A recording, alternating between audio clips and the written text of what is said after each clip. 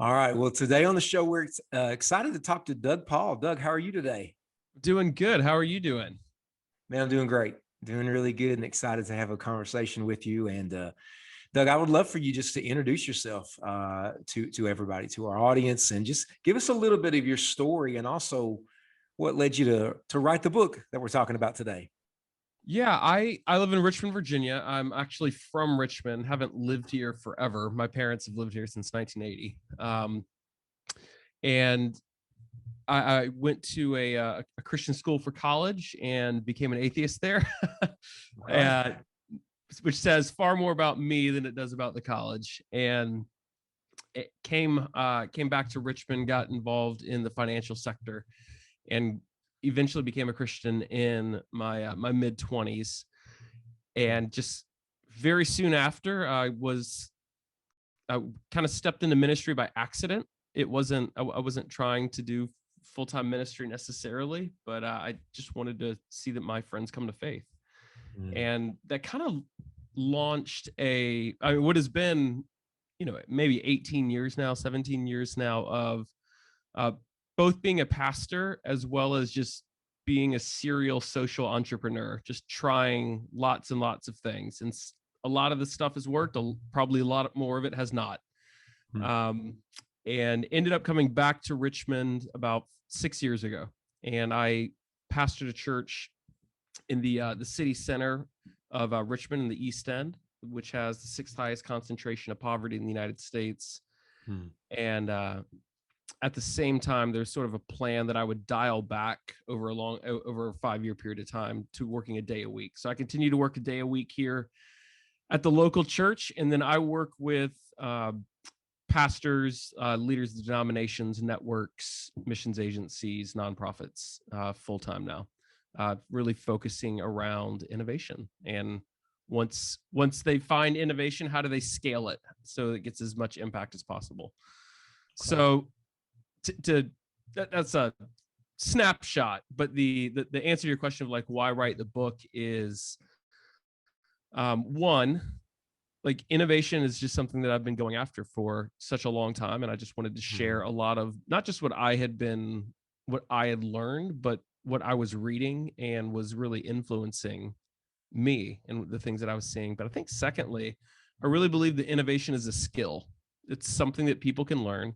And I think by and large, what we see in the church is that it is not the most innovative place right now. But it must be in the future. It must be. And so I just wanted to share some of the things that I learned. So that was sort of the genesis of the book. Yeah, that's great. So the book is Ready or Not, Kingdom Innovation for a Brave New World. I would love to hear, what's the difference between innovation and kingdom innovation? It's a good question. Because there is a difference. So, I mean, if you really think about what it is that the church is, at the end of the day, the church is a kind of social innovation. And so, I mean, you can have innovation within the tech sector. You can have financial innovation. There's all different kinds of innovation. The thing we are really focusing on with the church is around social innovation. But when we really hone in on kingdom, the way that I define kingdom innovation is it's something that new, it works, and it brings glory to Jesus. Meaning it's new. That doesn't mean it has to be like the light bulb. Like the light bulb didn't turn on, it never existed, and then the light bulb now works. It can be, we just tweaked something, we adapted something, and boom, it felt fresh and new, and it felt like it had new legs. So there's a continuum for what new means. It works, which simply means like it's got to do more than just exist in your head or on a whiteboard or in theory. It actually needs to do what you think it's supposed to do. But most importantly, it's got to bring glory to Jesus. Now, that does not mean that it has to live within the church. There's lots of really important kingdom innovation that happens outside of the organized church as we think about it. But I think that we have to remember that we're not the center of the story, and that the innovation isn't the center of the story, that ultimately Jesus is the center of the story. And any innovation that is of the kingdom is going to be a tool that Jesus uses for the mission that he's on in this world. Yeah. Could you, and in the book, you give quite a bit of the stories, examples, but could you give an example or two of kingdom innovation? Just Sunday school is one of the greatest innovations. okay. All right. Unpack that for us. So when the challenge is that we know Sunday school for what it is now. Very few people know how it started. And it started because Robert Raikes in England in the 1700s was seeing that kids were working 90 hours a week, 6 days a week, and they were in utter poverty. They were never going to get out of poverty, and they didn't know Jesus. And so Sunday school was started to teach kids how to read, because he felt that was the only way that they could jump up out of the class of poverty that they found themselves in. So it was going to be education that could be kind of a silver bullet. But the way that he taught them to read on Sundays was with the Bible. And so they were introduced to Jesus. And so what you see with Sunday school was not something that was like traditional church. It was on the side of it, and in a lot of cases outside of it. And it was a group of people who were passionate about justice and passionate about evangelism. And they saw that these things fit together. And Sunday school ended up being something that within 40 years of it starting, 25% of every kid in England, 25% was in Sunday school. Wow. Which is crazy. And when you look at the history of like the abolitionist movement, both in the United States and in England, it is largely credited with Sunday school being the seedbed for those ideas spreading. So that's a story. I mean, there are hundreds of stories that we could talk about. That's one of my favorites, because what we know it as now, which is very different than what it started with, was actually one of the most impactful and influential kingdom innovations of like the last 500 years.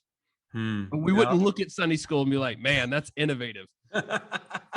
No.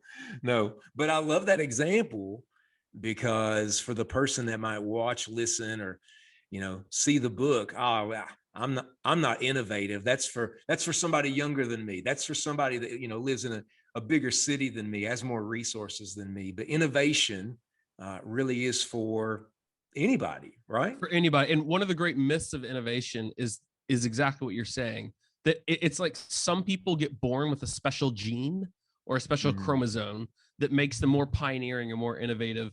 And then there's the rest of us who are missing that. And so we kind of think about it like there's some people who are born with special genes like LeBron James. And then there's me, who's 5'9" and a quarter. And that quarter really matters when you're only 5'9". And I'm never going to make it to the NBA. But like that's actually not the way that innovation works. The history of kingdom innovation is one where, by and large, not exclusively, but by and large, it is pioneered by people who we would not consider traditional innovators.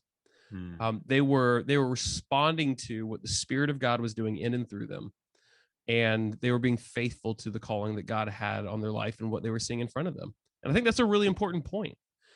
Is like when this is a bit of a tangent, but I'm getting ready to start a new project, and I've just been thinking and praying about it a lot. And it is I'm going to be working with a network of churches in Northwest Texas, and Northwest Texas, it is rural. I mean, rural, and there are not. I mean, like there will be whole towns that are less than 50 people, and there are a lot of towns that don't even have a single church in it.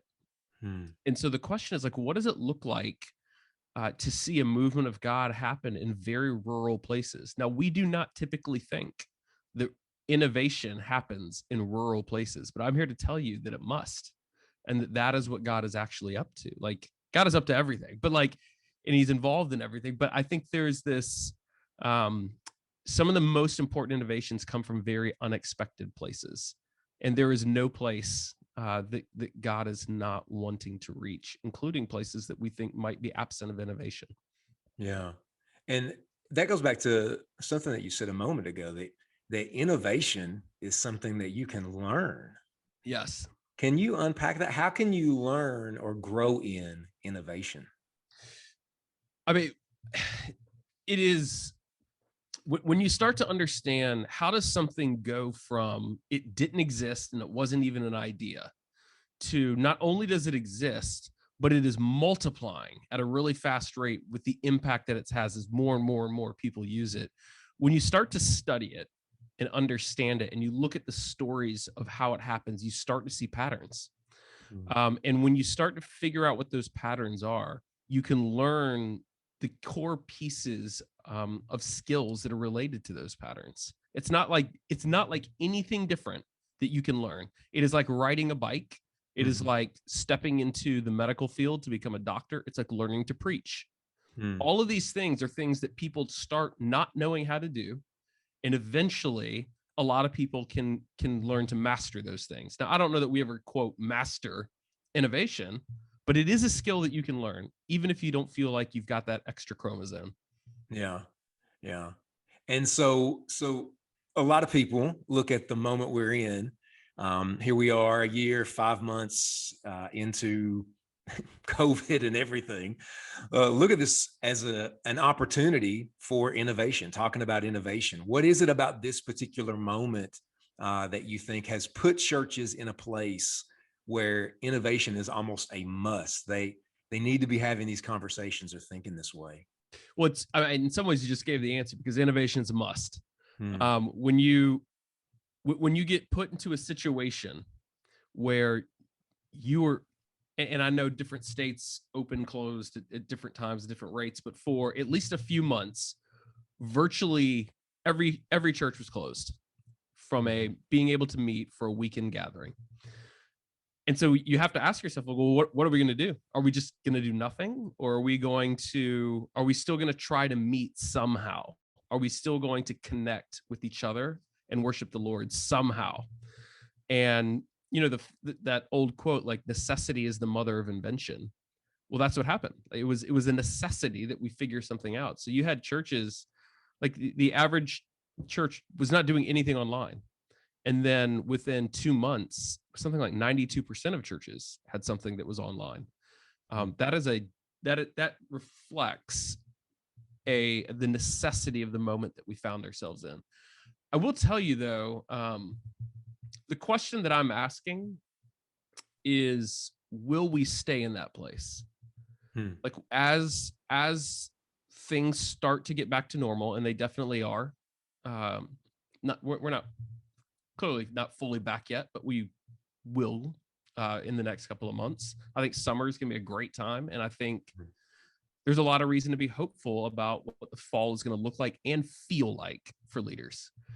But the question is, are we just going to say, like, well, that innovation was for a season, and now we can, quote, get back to normal?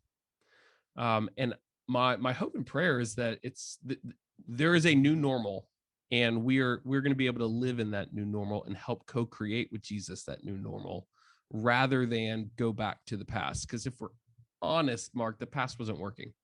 Like, it already wasn't working. All COVID did was, it was an accelerator. It revealed what was already happening and it sped it up. So it's not, to me, it's not terribly surprising that somewhere between, I think the new Barna numbers came out that 28% of people have not returned to any kind of service, be it online or in person. And so what that shows is, like, that is probably, we joke with some of the members on our team that it's like a group of people, a large percentage of people found out about brunch. And they're like, wait, you're telling me that I could have brunch on Sunday morning instead of doing this thing? And they found that more attractive and more appealing than being with the people of God. That was probably already there. It's just that the option of choosing something different didn't feel there to them. And then suddenly it did. Yeah. Can you talk about that? So even before COVID, like you just said, normal was not working. Can you go into a little bit more detail about what you mean by that? Well, I mean, just statistically speaking, we're seeing significant decline in the church. Now, I don't know that research would suggest that we don't have less very committed people who are attending the church.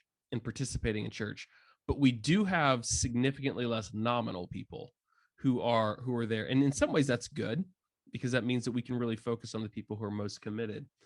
But the thing that I think is most alarming is what these emerging generations, millennials, Gen Y, alphas, what their church participation and attendance looks like. There was just last week, Barna released the new research along with Pew, and it showed that 40% of millennials will fall into one of these three categories. They don't believe in God, or they don't care about the question, or they just don't know. And they have no participation whatsoever in any kind of church-related participation. 40%. That is, just way higher than any generation previous to them. And the ones to come, it's even worse. And so our ability to reach people is clearly in question. And I think we have to refocus what the mission of the church is. And I think we've been experiencing mission drift for a really long time. Yeah. And so that leads right into this idea of innovation. Even the example of Sunday school, so much of innovation starts out of seeing the need. In fact, that's identification is the first phase that you've got in your book. A key part of that is asking questions. Mm-hmm. And what are some kinds of questions that churches maybe tend to ask, I guess, that can keep us from innovation? I think we usually start with how questions, and we need to increasingly start with why questions. So I'll give you an example, and I think it's one that I use in the book. Most pastors are not super thrilled with how small groups are going. The average church has 37% of people in a small group. A church that is killing it, just crushing it, has around 60%. But what we also know is that the people who are in those groups feel spiritually stuck. So one, we're having a difficult time getting people in them. And two, once they get in them, they feel it's full of a group of people that feel spiritually stuck. And so the question that pastors will ask is, how do we fix this? Yeah. Like, how do we fix small groups? And I'm not saying that's a bad question. I'm saying it's the wrong question to start with. And I think this is the like when we're first starting around that first phase that I talk about in the book around identifying the core innovation that we need. It's about starting with the right questions. And we've got to say, not how do we fix small groups, but why did we start small groups in the first place? In other words, like, what's the problem that small groups were originally trying to solve? And when you actually dig into it, the problem that small groups were trying to solve was this: as worship services were growing in the 80s, 90s, early 2000s, small groups were put in place because they were meant to serve as a kind of relational flypaper. So when people came in, they realized that there was an amount of time that people would stick around for a worship service. But at the end of the day, the thing that would get people to stick into a church was relationships. It wasn't the preaching, it was relationships. It wasn't music, it was relationships. And so small groups served as a way to connect people to each other. Now, they did some other things, but the big win was to get people to stay. That was the win. And when you evaluate small groups around that question, then you start saying, oh, they're actually really successful at doing that thing because they were designed to do that.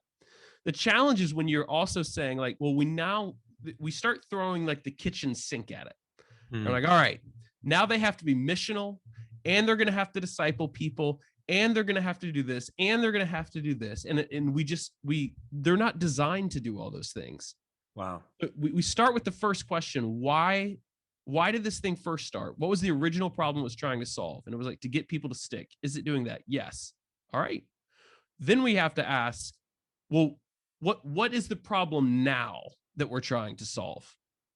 If we're saying that, let's just put small groups to the side for a second. Why are we asking that question? what's the problem we're trying to solve? Are we trying to solve the fact that people feel spiritually stuck? Are we trying to solve the fact that we're not reaching people who don't know Jesus? Are we trying to solve, like, we've got to figure out the thing we're really pressing up against and wanting to solve. Then we can start asking more of the practical questions, and then start saying, like, well, is small group the answer, or do we need something else? Yeah. Because so many of the conversations, one of the things that I kept thinking about as I read your book is, so many of the questions that people ask when we talk about church, or you get a couple of pastors together, is how many people go to your church? Yeah. And that's a how question.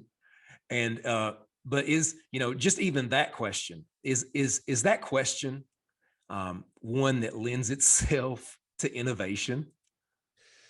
Uh, it can be, if that is what you think the mission of the church is. That's good. Yeah. If the mission of the church, if you think the mission of the church is how many people show up to my thing on a Sunday morning, then yeah, that's a perfectly legitimate question to ask. But if you think that there's a different mission or a bigger mission that Jesus is up to than who shows up on a Sunday morning to your thing, then it's going to force us to ask some different questions. I don't think there's anything wrong with, like, counting anything. And there's nothing wrong with counting how many people show up on a Sunday morning. It's a metric of something.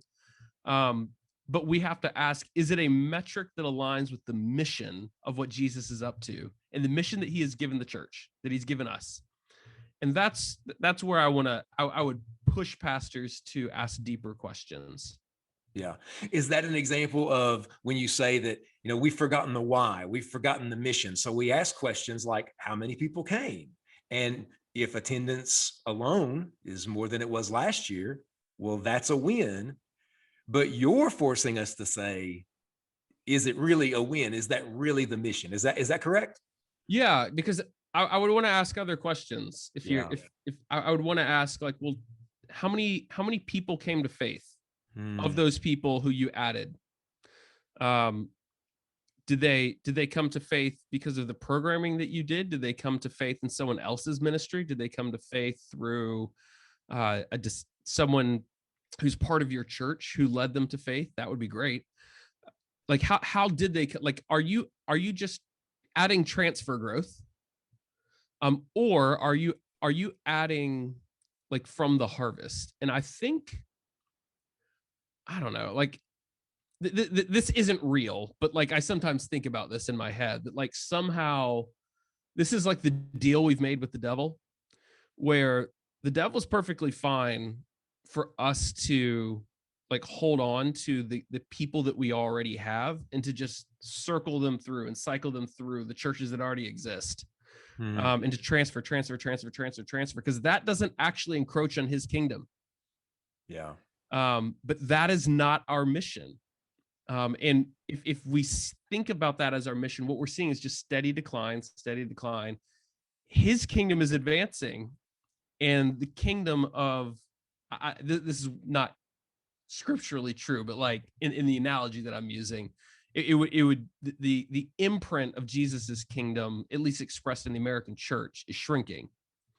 Now, Jesus's kingdom is always advancing. We know that that's true. However, when we think about this deal we've made with the devil as an analogy, like, we would have to say, like, well, maybe we're thinking about the mission incorrectly. And we've accepted a model of doing church that is not actually fully in line with the mission that Jesus has given us. Yeah.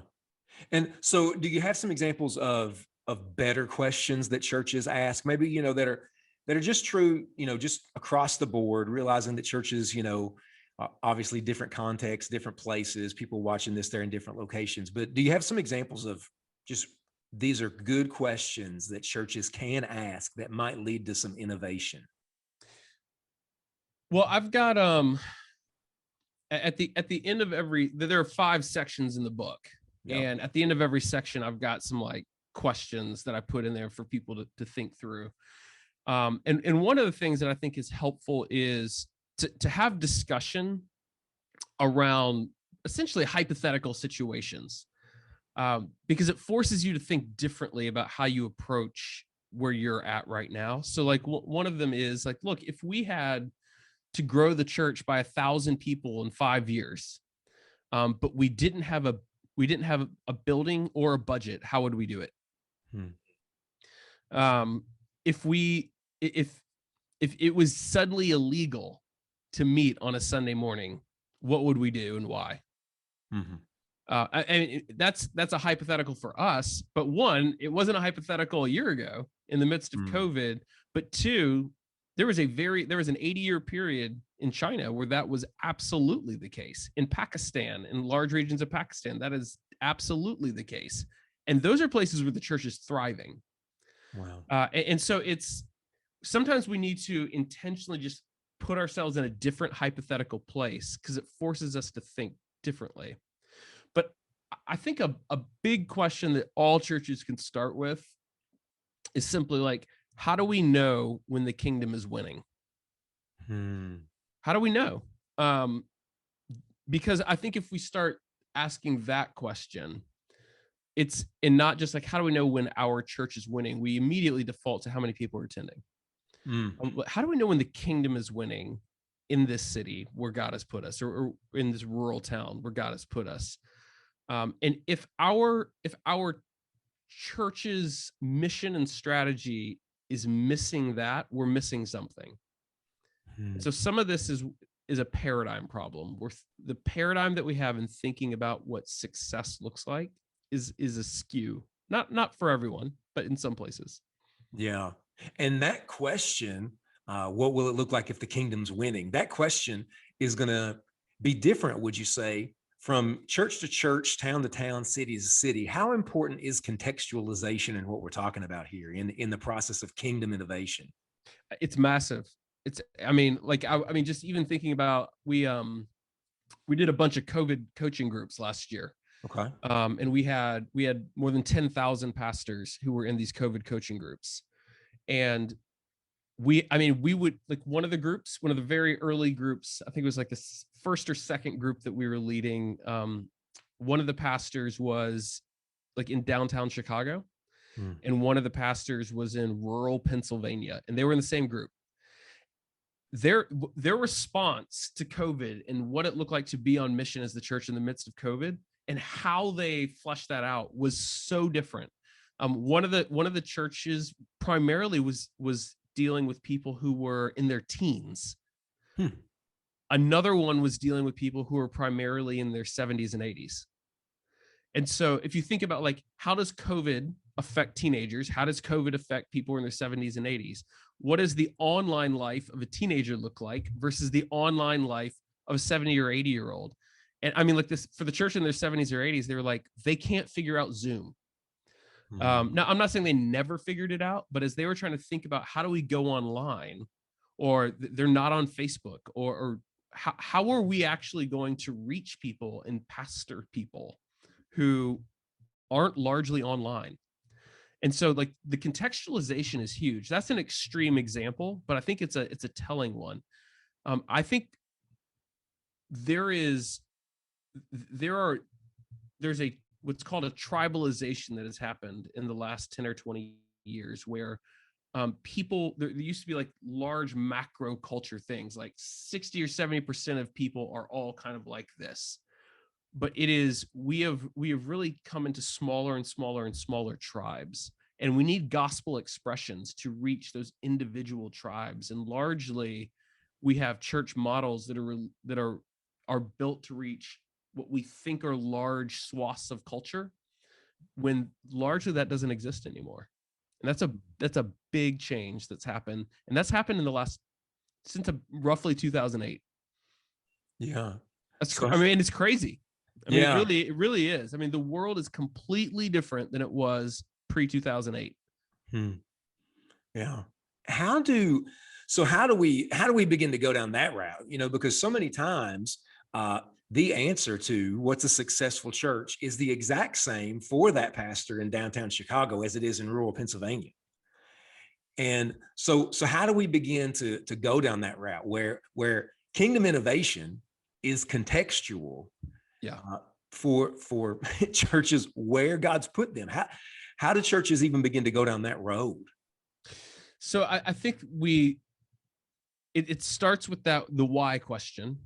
So like we're asking like, what's the why of the innovation? Like, why do we need this innovation and what are we going after? So it might be one of the pastors like really feels like we're just doing a really poor job of discipling people who will then go and make disciples. And so we really want to go after that. For another one, it might be like, we're doing pretty good at the discipleship thing, but man, our people, they don't know, they have not identified their unique Ephesians 2:10 calling. And so they are like when they think about their calling in their life, they're in the places where they are scattered during the week, where they live, work, learn, and play. They have no idea how that intersects with the kingdom and what God is calling them into. And so those would lead you to two very different innovations. And so some of that is we're just doing an audit, if you will, of what is currently happening in the place that you find yourselves in, and what is God calling you to. It's not ultimate. Kingdom innovation is ultimately not what do I think is a good idea.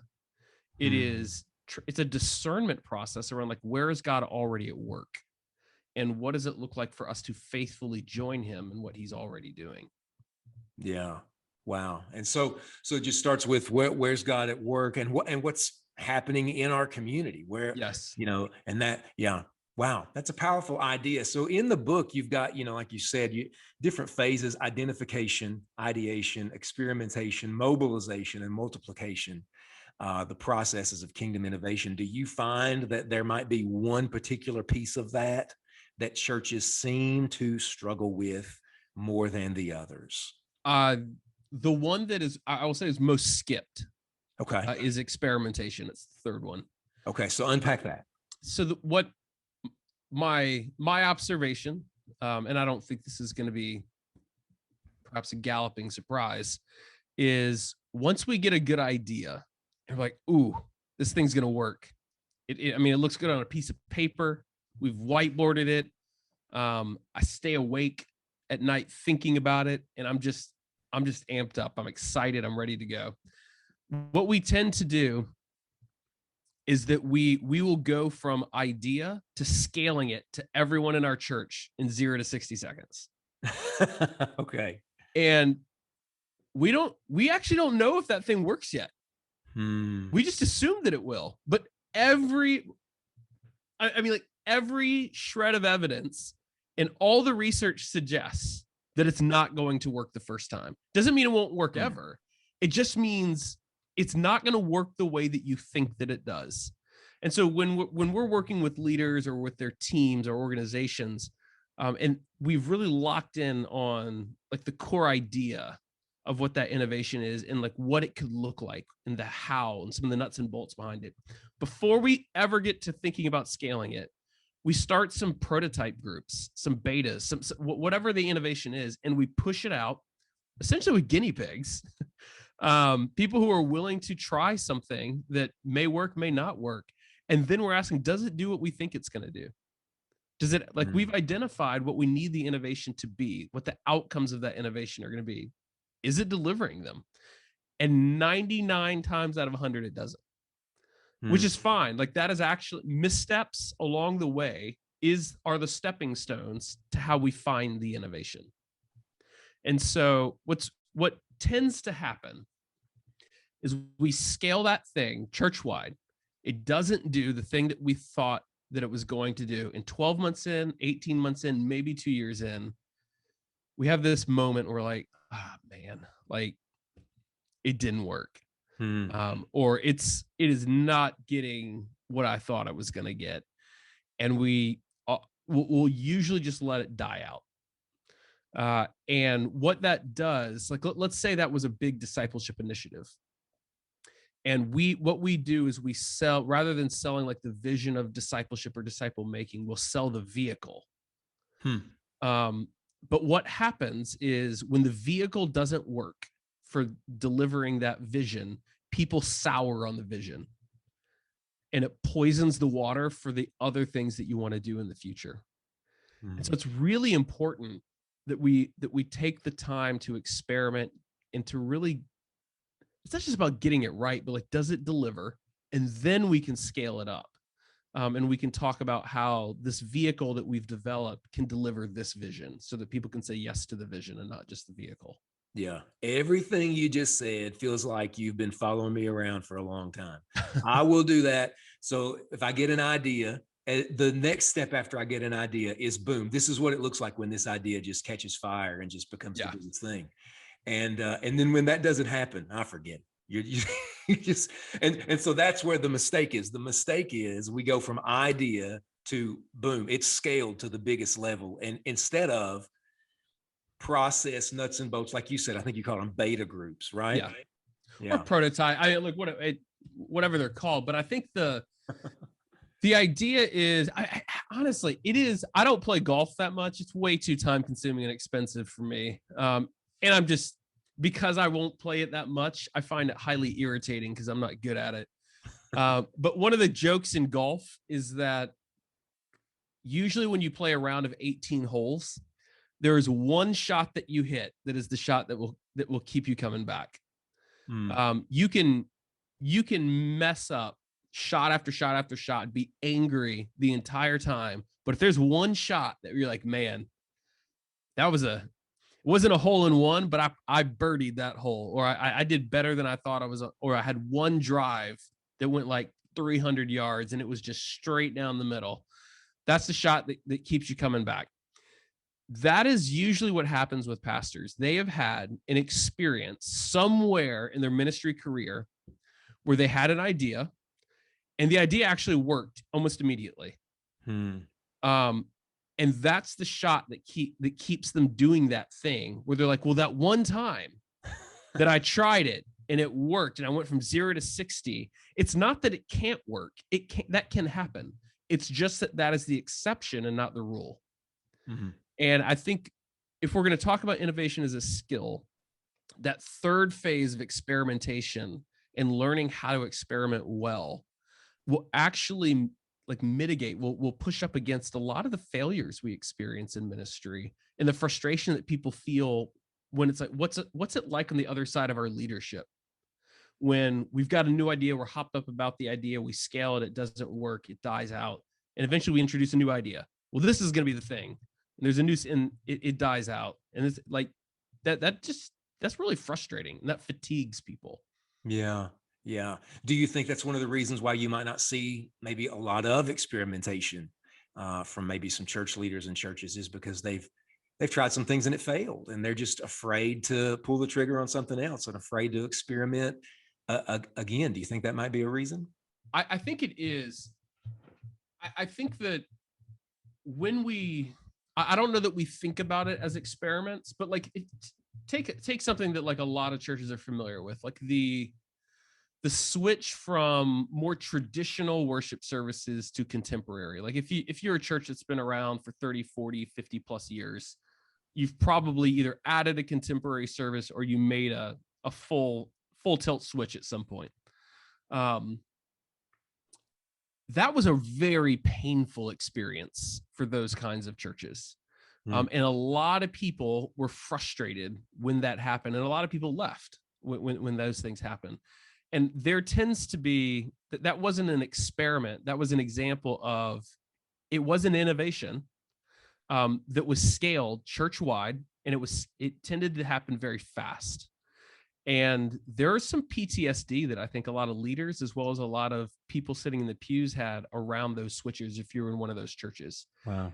And when we as leaders don't deal with the pain of that and the grief of that, and even some of the mistakes of that, it puts a barrier up to us wanting to do something like that again, because what it does is it puts us in an inherently vulnerable position. You're like, I don't want to get those angry emails, phone calls, meetings again. Like I don't want to do that. And so we're like, I'm not going to take big swings again. And I think we can take big swings, but we don't have to take a big swing every time.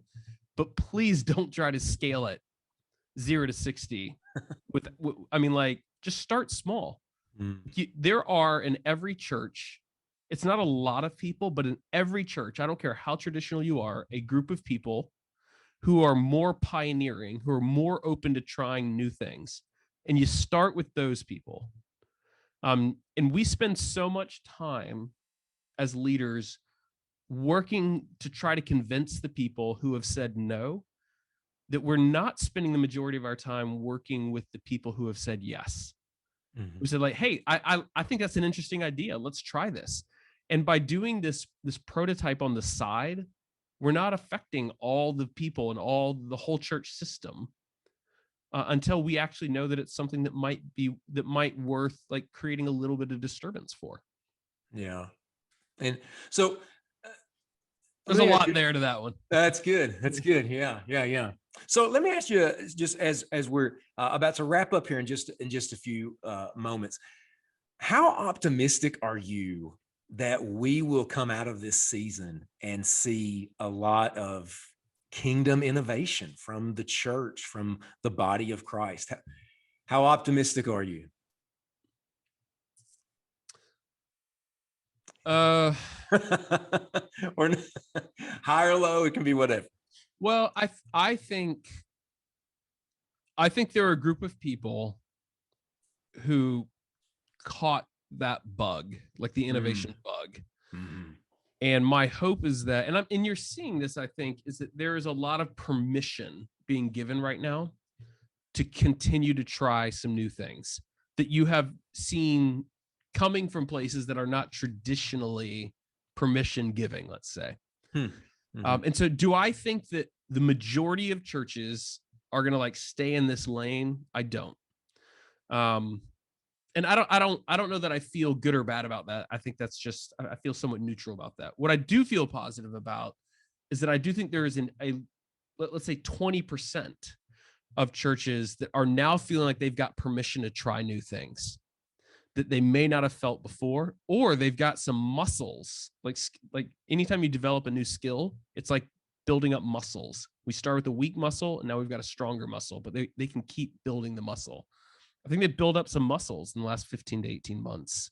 And that muscle will get stronger over time if they keep flexing it. And I think there's reason to be very optimistic because the number of churches who are willing to try new things, who are willing to innovate, is much larger than it was. Like, if I'm saying it's at 20%, it might have been at 1% 18 months ago. So that's a big increase. And so I feel that's all anecdotal. That's not real research. That's just Doug giving reflections and observations. But I think that does give me reason to feel optimistic, though I think by and large, most churches are looking to return to normal. Yeah. And so that was literally my next question. So what would you say to the church or the church leader, and they just want to go back to normal? Doug, listen, I hear you. They might be saying, we just want people to come back. And they're just banking for that to happen.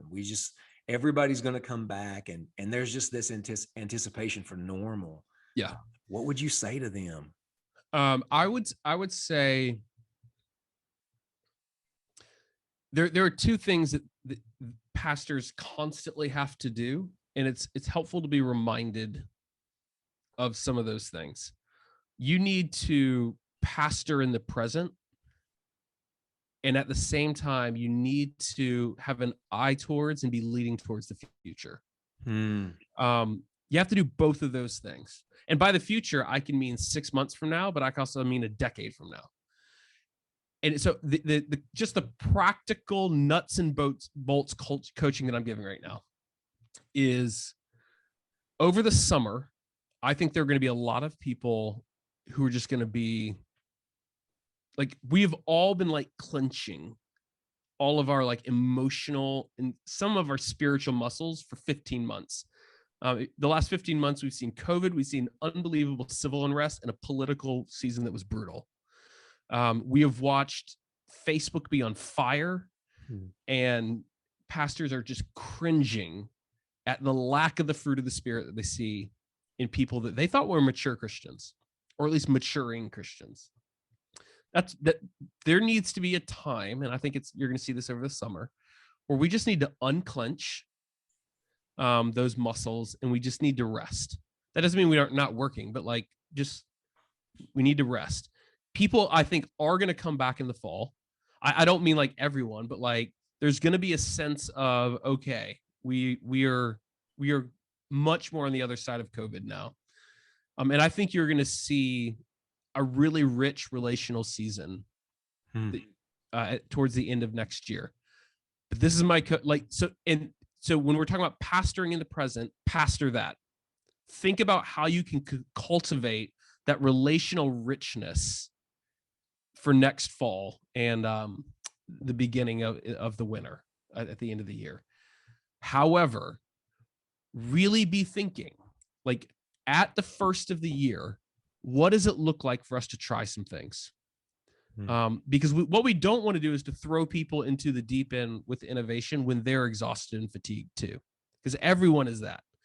So we need to have a season of abiding and just resting and being together. But your responsibility as a pastor is to also lead into the future. So be thinking about and be ready, be planning for what 2022 can look like, while also pastoring here in the present.